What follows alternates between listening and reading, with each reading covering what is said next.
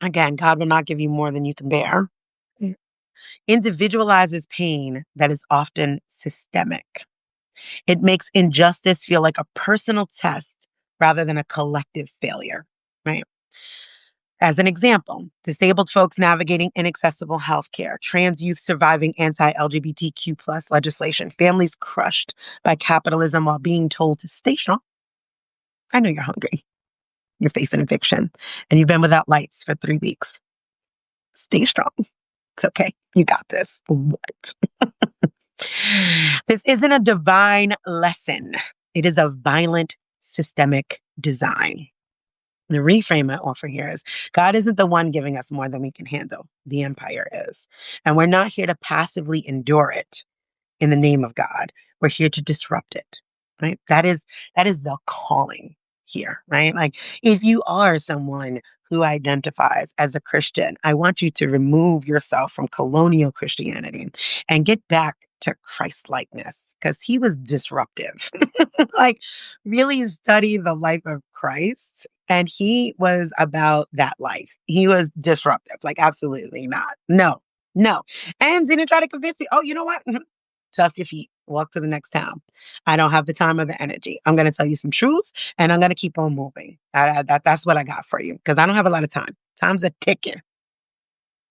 And he wasn't sitting down playing games, right? He wasn't like, oh, yes, this is right. He was fighting against empire. So really sit and examine your faith. If that is what you believe in, I love that for you. Whatever brings you comfort, right? Whatever truth you have, but then dismantle that truth, right? Is it built in colonial Christianity or Christ likeness? Okay, those are your questions of the day today.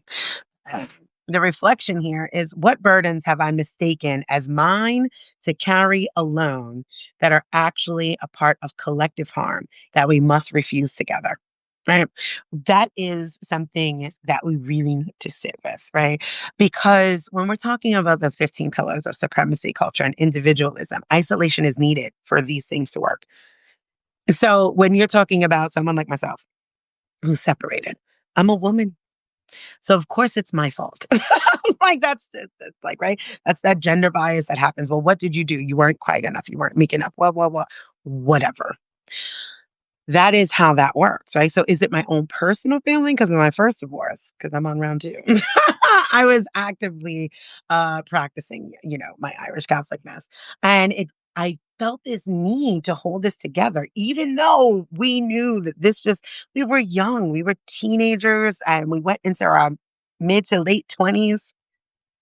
And we just grew, like we just grew. We just were different people. It wasn't we just were just not the same people. You're not who you are. Hey, uh, Reverend Sonia says. And by the way, his name was Yahshua. Jesus would have been his slave name. Thank you for that correction. Um, yes, you're correct. Um, yes, thank you. I really do appreciate that correction because, like, yeah, we should use people's actual names, right? Not the ones given by empire. So I appreciate that. So, where was I at though? Because now that did throw me off. What burdens have I mistaken as mine to carry along? Oh, okay. So I'm back.